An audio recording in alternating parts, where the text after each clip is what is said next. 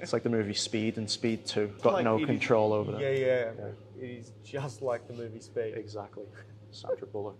I'll be Keanu. Obviously. I got a nice hair. That's it. Keanu's famously bald and scouse.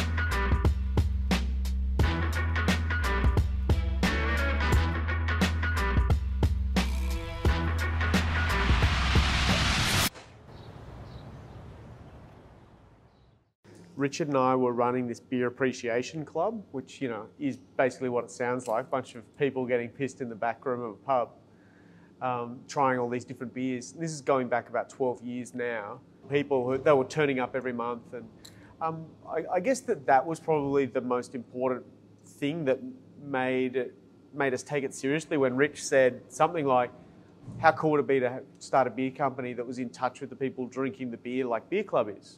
And it took us 2 years or a little bit more. We got the keys to this warehouse on the 1st of the 11th, 2011. Full date. Yeah, well, 1-1-1-1-1. Yeah, so some like weird numerological. Is that a word? It is now. Yeah, good. Yeah. And look, it was a really difficult process of trying to find people to invest and put money in and believe in the idea. And a lot of people were pretty like, oh yeah, this is cool, this is a great idea. But you know, looking back, we would have looked like the fucking weirdest odd couple walking around town asking people for money. Like, look at me and Rich and be like, yeah, no, I'm not putting money anywhere near you guys. So we managed to get, I think it was around 4 or 5 people, and everyone was just all in. There was some remortgages, there was loans from parents, there was someone's inheritance went in. Like, it was just like, we were literally all in. If Young Henry's went tits up, I had no concept of how I was going to pay back the money I'd borrowed. So what we got? Malted barley grain. Yeah. It almost tastes like beer. Yeah. You can almost... Sort of in between like beer and cereal. Yeah. Burial. Trademark that. If I went back and was able to talk to my young self, the list of things that I would say, don't repeat this, don't do this, it would just be so exhaustive. It's probably easier that we can't go back and just, you know, let all those mistakes happen. Part of a company's story is how you recover from mistakes. And, you know, if everything just goes right, you don't need to bring in extra expertise and, you know, bring in new people, and you don't need to be collaborative and to listen to other people. And, you know, I think that you learn more in your mistakes. People who are, you know, owners or founders of a business, they feel very connected to it. Yeah. Sometimes can, in a not such a positive way. You know, you can have a bit of ego around it. And, yeah, being in business for 10 years really knocks that out of you. Realises you're not bulletproof, you're not a genius. Yeah. You're a fucking idiot who has managed to luck it most of the way, and you've got some good people around you, and you should be thankful for that. That's it. Okay, so that is all of the grains that we've just milled in there. Yeah. That is all of them just being spun around with water at around 60 degrees, converting those grains and the maltose within those grains into sugars. Right. Sorry, converting the starches within the grains into maltose, which is a sugar. Okay. We'll run this through this big hydraulic press. Yep. Squeeze out all the good stuff, and then that's what's boiling in here. So. This is the very, very hot, no touchy. Yep. It's a fiery brew, that one. So you don't add anything extra in this Yeah, phase? Okay. we're about to add hops. Okay. Not so- just yet, but Oh yeah, that's it. That's beer. yeah, That's exactly. beer. Yeah. I think one of the things behind, Young Henry's has always been that we're a company of people who like enjoying the spoils of our labour, Yep. to put it nicely. And we're all people that really love the hospitality industry. We love going out. We love well-made drinks. We love cocktail bars, restaurants, So we also like making things. We like new challenges. So we thought it was a really interesting idea to create a gin that was actually using hops in it as well. Right. And that was sort of our idea. It was like, well, hang on, we know the flavour and aroma profile of hops. Surely we could apply that to gin and make something pretty interesting. Add in a couple of extra, Australian natives like like pepperberry and lemon myrtle. We've just recently done a G&T tinny, which is like probably the most drunk thing at YH barbecues. And what beer is this? That's brewing right now. This is Newtowner. Newtowner. Yeah, The famous Newtowner all day, man. Newtowner all day. Yeah. Excellent. Yeah. So this is the hops. This is the hops going into the whirlpool. Hops going into the whirlpool. You can do it. Hopefully. Gonna get in as well. Get a shot of it. Oh, it's hot. It's so hot. Hot. It's, woo! That bowl got so hot. Yeah. So quick. Young Henry's is a brand that sort of reflects the values of the people that make it up. And, for a bunch of dyed-in-the-wool inner Westies, sustainability is, it's pretty up there. Yeah. Have a look at the last elections.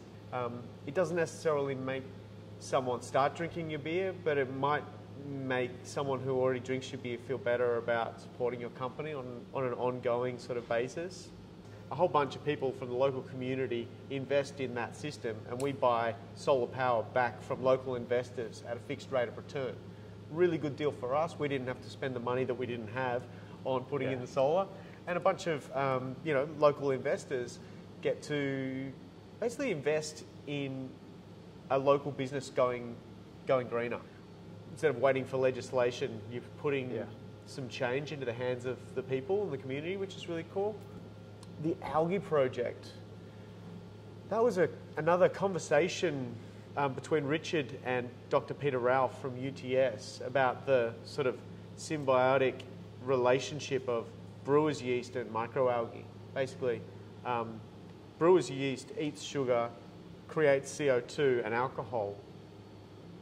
Microalgae ingests CO2, uses that to make more algae and releases oxygen. So you've got these two microorganisms that live in a liquid environment that basically are doing these completely opposite jobs. That microalgae then gets sold as a food additive for cattle to reduce the methane emissions of cows.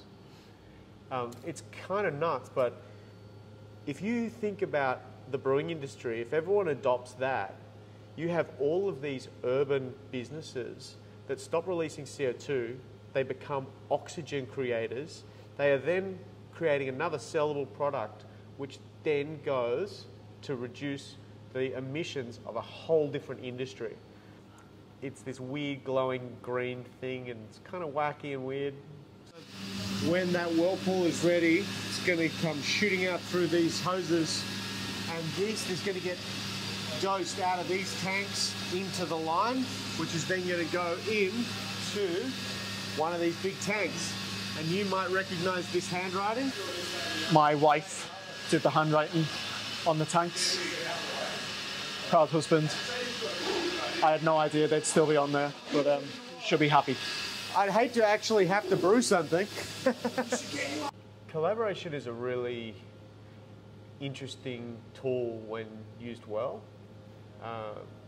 We're a creative business, and doing a collaborative project with anyone, be it a band or another brand, you are actually forcing yourself to be creative, not just to your own standards, but to someone else's. And that little bit of sort of creative friction can be really, really good for learning and progressing your brand a little bit. I reckon about 80-something% of Young Henry's employees are either in a band, have been in a band, or are just huge music fans. It's just part of our DNA. We collaborate with musicians because we've always found that to be an interesting thing. We're not a beer company that wants to talk about beer all the time. We're a beer company that wants to talk about good, fun occasions where you go and yeah, you might drink beer there. We'd rather talk about a gig or make a beer with a band than just making a beer and saying, hey, drink this beer, you know. Yeah. It's kind of, yeah, it's just too one-dimensional, you know. Beer company, of course you're going to make a fucking beer. Yeah. Tell me something more interesting. I don't know, gives our brand a little bit of purpose. This is like the spent grain. This is spent grain, yeah. So Yeah. this gets picked up by farmers Yep. and fed to their animals, Oh, yeah. mainly cattle. Good roughage, good protein. Yeah. We've got what we need out of it. They get to use the rest of it. Yeah. And it's like full circle. Yeah, that's it.